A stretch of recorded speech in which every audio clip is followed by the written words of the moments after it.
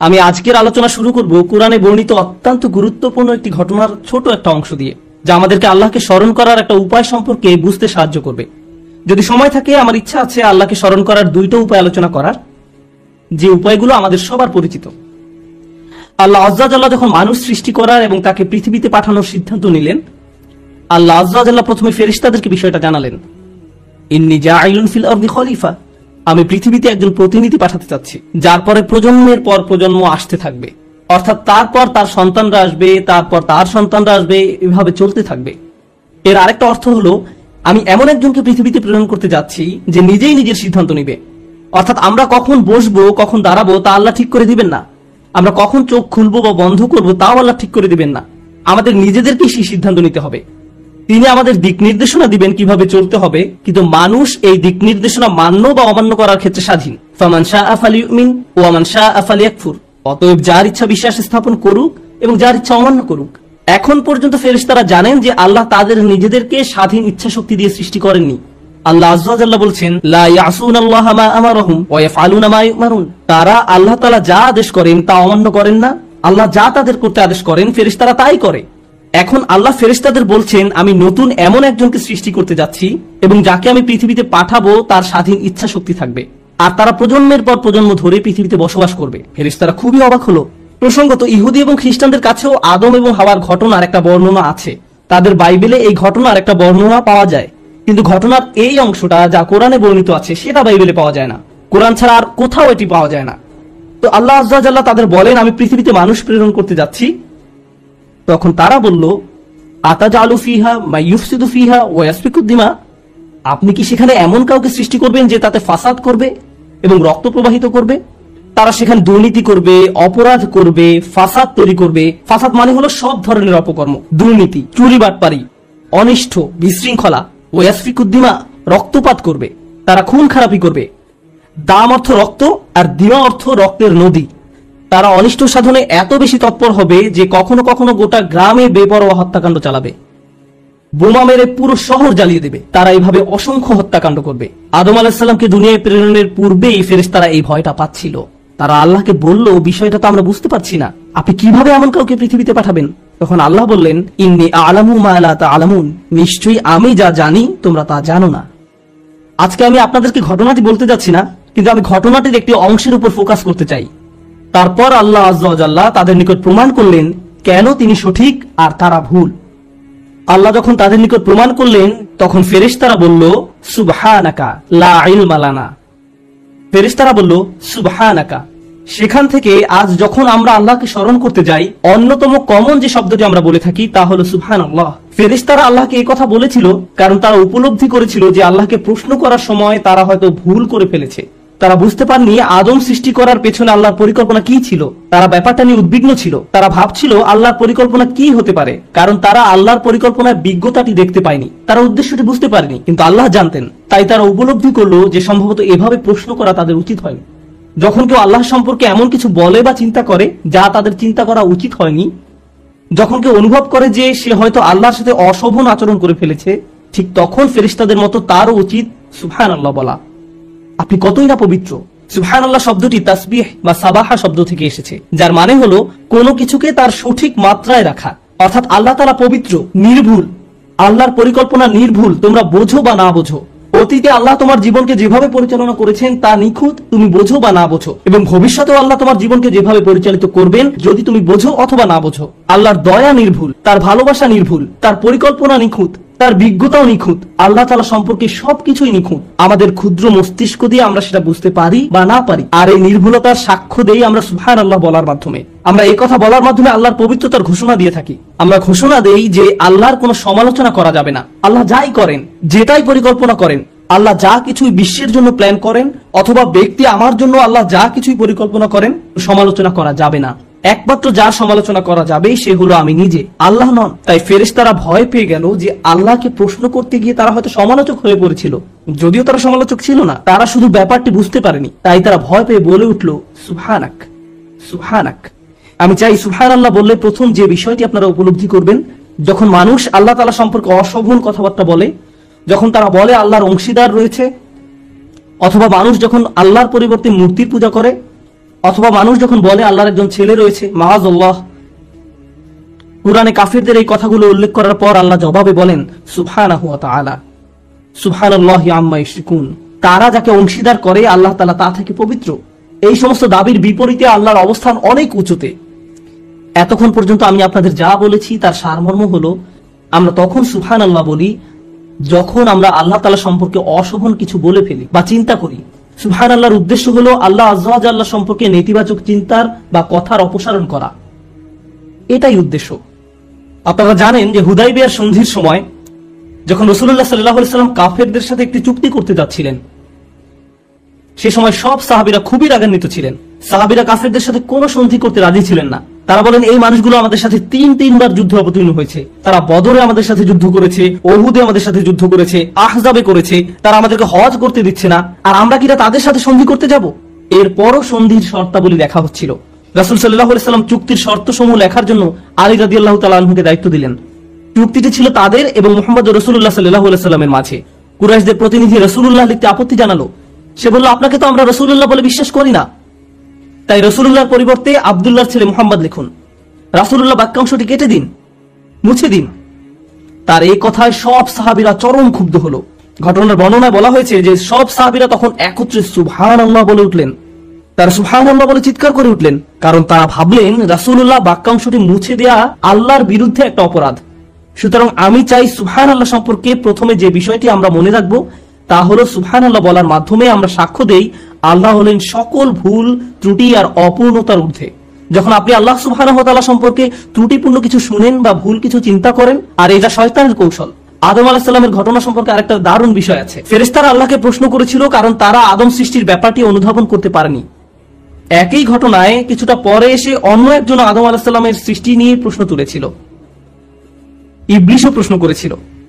সে বলল, আসজুদু লিমান খালাকতা তিনা, এমন ব্যক্তিকে সিজদা করব যাকে আপনি মাটির দ্বারা সৃষ্টি করেছেন? কেন এমনটা করতে যাব? ফেরেশতারা প্রশ্ন করেছিল, আবার ইবলিসও প্রশ্ন করেছিল। আল্লাহ আমাদের শিক্ষা দিচ্ছেন যে কখনো কখনো মাথায় প্রশ্ন আসতে পারে। ফেরেশতার মতো ভালো হলেও প্রশ্ন আসতে পারে, আবার ইবলিসের মতো খারাপ হলেও প্রশ্ন আসতে পারে। প্রশ্ন আসাটা সমস্যাপূর্ণ নয়। প্রশ্ন আসার পর আপনি কি করেন তার উপর ভিত্তি করে সমস্যা তৈরি হতে পারে। খারাপ চিন্তা আসার পর আপনি কি করেন সেটাই দেখার বিষয়। খারাপ চিন্তা আসার সাথে সাথে ফেরেশতাদের মতো সুবহানাল্লাহ বলুন এবং চিন্তাটাকে মেরে ফেলুন। আর যদি এমনটা না করেন তাহলে আপনি ফেরেশতাদের পথ অনুসরণ করছেন না, আপনি শয়তানের পথ অনুসরণ করছেন। এ দুটার মাঝে পার্থক্য এটাই। যদি চাকরি হারিয়ে ফেলেন তখন আপনার মনে এই ভাবনাটা এসে পড়তে পারে যে আল্লাহ আমার সাথে কেন এমনটা করলেন? আল্লাহর প্ল্যান কি? যে 2 বছর যাবত আমি চাকরি খুঁজছি, কোনো চাকরি পাচ্ছি না, বা আল্লাহ কেন আমার পরিবারের অমুক সদস্যকে ক্যান্সার দিলেন, অমুক অমুক ঘটনা কেন ঘটলো, কেন ওই বাচ্চাটাকে মরতে হলো, আমাদেরকে কেন দেশ ছাড়তে হলো? মানুষ তাদের জীবনের বিভিন্ন ঘটনাকে প্রশ্ন করে। মাঝে মাঝে মানুষ প্রশ্ন করে, পৃথিবীতে কেন এত যুদ্ধ বিগ্রহ? আল্লাহ কেন এসব ঘটতে দিচ্ছেন? কেন এখানে কেন ফিতনা হচ্ছে, ওখানে কেন এই ফিতনা হচ্ছে? আল্লাহ কেন এসব বন্ধ করছেন না? বেশ কয়েক বছর আগে নিউ ইয়র্কে থাকাকালীন সময়ে আমার এক বন্ধু ছিল। সে কিছুটা অদ্ভুত প্রকৃতির ছিল, আমি তাকে বেশ পছন্দ করতাম। প্রায় 20 বছর আগে রমজানের এক সময় একদিন সে আমাকে বলল, আমার মাথায় একটা দারুণ বুদ্ধি এসেছে। সে বলল, চলো আমরা আল্লাহর কাছে দোয়া করি তিনি যেন সব জিনদের দিয়ে একটা সেনাবাহিনী তৈরি করেন। তারপর এই জিনদের বাহিনী ইসলামের সব শত্রুদের মেরে ফেলতে পারবে, এতে আমাদের সব সমস্যার সমাধান হয়ে যাবে। এরপর প্রায় 3 বছর ধরে সে এই দোয়া করতে থাকলো, কিন্তু কিছুই ঘটলো না। ব্যাপারটা হলো, কখনো কখনো আমরা আল্লাহর পরিকল্পনা বুঝতে পারবো না। আমাদের কাছে আমাদের পরিকল্পনাটাকে নিখুঁত মনে হয়, আমাদের ন্যায় বিচারের ধারণাটাকে নিখুঁত মনে হয়। কেউ হয়তো আপনার সাথে অন্যায় করছে, মিথ্যা বলছে বা প্রতারণা করছে, আপনাকে অপমান করেছে, আপনার নামে কুৎসা রটিয়েছে, কিন্তু আপনি দেখতে পাচ্ছেন সে খুব মনের সুখে চিকেন বিরিয়ানি খাচ্ছে। এখন আপনি তার দিকে তাকিয়ে আছেন আর বলছেন, এটা তো ন্যায্য নয়, সে এত সব অন্যায় করার পর তার তো কিছুই হয়নি।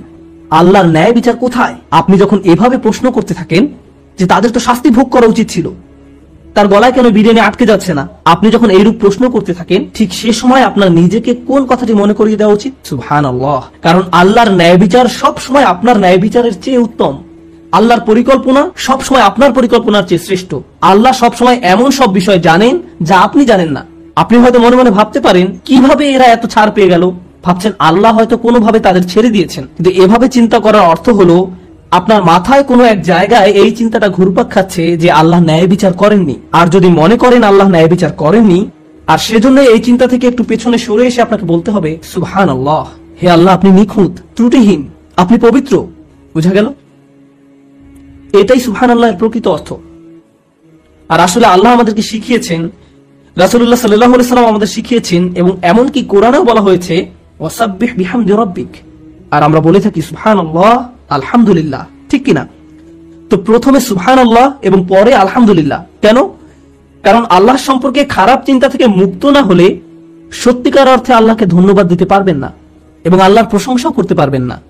আপনি হয়তো মুখে বলবেন আলহামদুলিল্লাহ, অন্তরে এটা অনুভব করবেন না। এমন মানুষের সাথে কখনো দেখা হয়েছে যারা তাদের জীবন নিয়ে সুখী নয়? সবকিছু কেমন যাচ্ছে? আলহামদুলিল্লাহ। সে মুখে বলছে আলহামদুলিল্লাহ, কিন্তু আল্লাহ তার জীবন যেভাবে পরিচালিত করছেন তাতে সে সুখী নয়। সে এই ব্যবস্থাপনার বিরুদ্ধে আপত্তি তুলছে। কোন জিনিসটা অনুপস্থিত? সুবহানাল্লাহ অনুপস্থিত। আর সেই কারণেই তার আলহামদুলিল্লাহ দুর্বল। সুবহানাল্লাহ না থাকলে আলহামদুলিল্লাহ পূর্ণাঙ্গ হবে না। আর তাই রাসূলুল্লাহ সাল্লাল্লাহু আলাইহি ওয়াসাল্লাম কত নিখুঁত ভাবে বলছেন আমাদেরকে, সুবহানাল্লাহি নিসফাল মিজান ওয়ালহামদুলিল্লাহি তামলাউল মিজান। সুবহানাল্লাহ হলো পাল্লার অর্ধেক, আর আলহামদুলিল্লাহ সে পাল্লাকে পরিপূর্ণ করে দেয়। মন থেকে সুবহানাল্লাহ তাসবিহ করতে না পারলে আল্লাহর প্রশংসা করার পর্যায়ে পৌঁছতে পারবেন না। সর্বশেষ সুবহানাল্লাহ সম্পর্কে যে ব্যাপারটি শেয়ার করতে চাই, আজকে শুধু সুবহানাল্লাহ নিয়ে কথা বলবো। ভেবেছিলাম যে আজকে সুবহানাল্লাহ এবং আলহামদুলিল্লাহ উভয়টা নিয়ে কথা বলবো, কিন্তু আগামী পরশু ইনশাআল্লাহ আমরা আলহামদুলিল্লাহ নিয়ে কথা বলবো, যেন আমরা এই দুই বাক্যের কদর করতে পারি। চলুন আজকে শুধু সুবহানাল্লাহ নিয়ে কথা বলি। সুবহানাল্লাহর একটি দিক হলো নেতিবাচক চিন্তাকে দূর করে দেয়া, কিন্তু এর আরো একটা দিক রয়েছে। অপর দিকটি হলো কোরআনের অনেক জায়গায় আল্লাহ আযজা ওয়াজাল্লাহ মানুষকে সুবহানাল্লাহ বলার প্রতি উৎসাহিত করেছেন, আবার অনেক জায়গায় নবীরা নিজেদেরকে সুবহানাল্লাহ মনে করিয়ে দিয়েছেন। আপনাদের মনে রাখতে হবে, সুবহানাল্লাহ হলো সেই ঘোষণা দেয়া যা আল্লাহ হলেন পবিত্র এবং নিখুঁত। ফেরাউনকে চ্যালেঞ্জ জানানোর জন্য দায়িত্ব দেয়া হয়েছিল মূসা আলাইহিস সালামকে। তিনি আল্লাহর কাছে দোয়া করেন যে আমার একার পক্ষে এই দায়িত্ব পালন করা কঠিন হবে, আমার ভাইকে আমার সাথে দিন।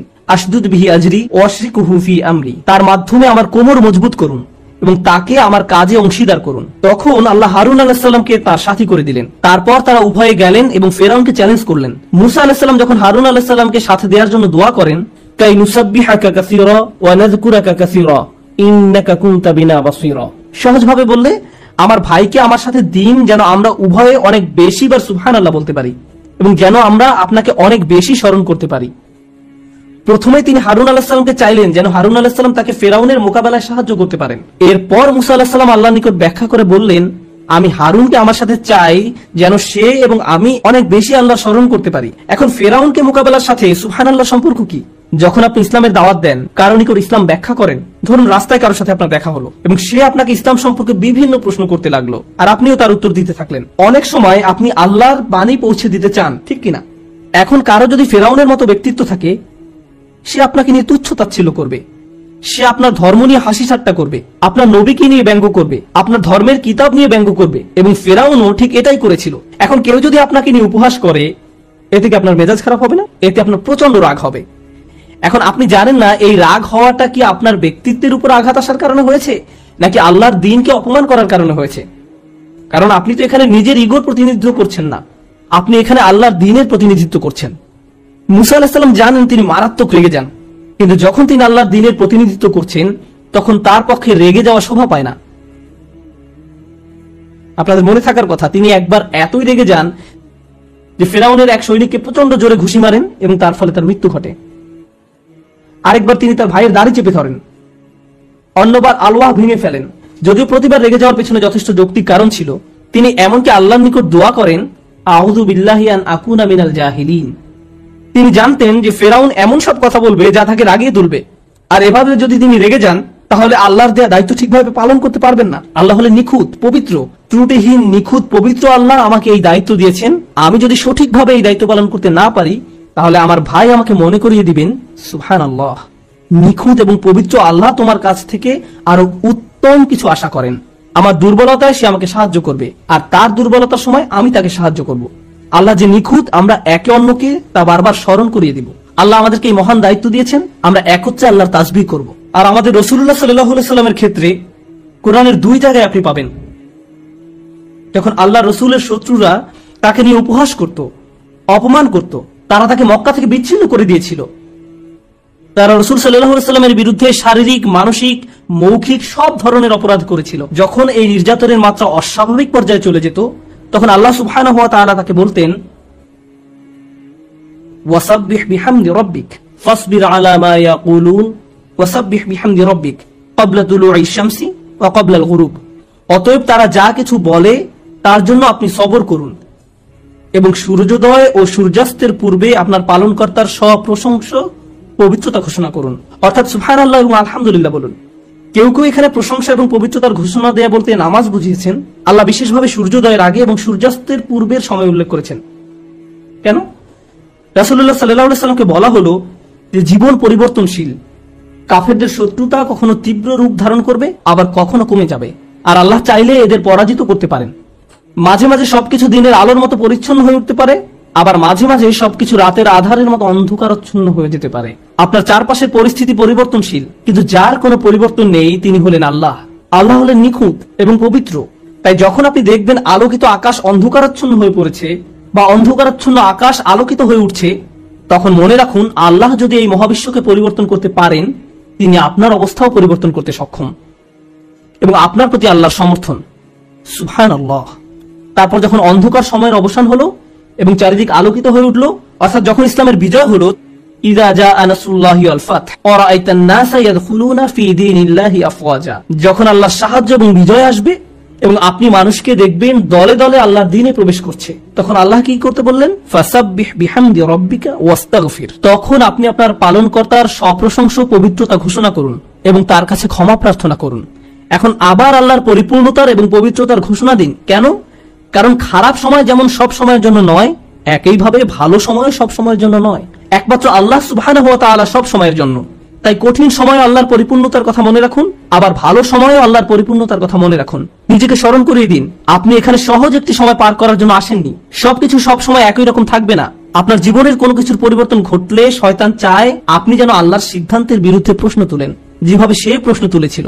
শয়তান আল্লাহ সুবহানাহু ওয়া তাআলাকে দোষ দিয়েছিল, ফাবিমা আহওয়াইতানি, আপনি আমাকে পথ ভ্রষ্ট করেছেন, আপনি কেন আমাকে পথ ভ্রষ্ট করলেন, আপনি কেন আমাকে বিপথগামী করলেন, হে আল্লাহ এটা আপনার পরিকল্পনা ছিল। শয়তান এভাবে চিন্তা করেছিল, আর সে চায় আপনি আমিও যেন ঠিক একই রোগে আক্রান্ত হই। আর আল্লাহ আযজা ওয়া জাল্লা ফেরেশতাদের শিখিয়েছেন এই রোগের সমাধান হলো সুবহানাল্লাহ, আর তাদের মাধ্যমে তিনি আমাদের শিখিয়েছেন যেন আমরা সুবহানাল্লাহ ঘোষণা দিয়া মানুষদের অন্তর্ভুক্ত হতে পারি। আমি দোয়া করি আল্লাহ যেন আমাদেরকে তার তাসবিহ করা মানুষদের অন্তর্ভুক্ত করেন, আর তার তাসবিহ করার মাধ্যমে আমরা যেন আমাদের রব, আমাদের মালিক আল্লাহ সুবহানাহু ওয়া তাআলা সম্পর্কে অসমীচীন কোনো চিন্তা না করি, কোনো অনুভূতি বা শব্দ মনে আনা থেকেও দূরে থাকতে পারি।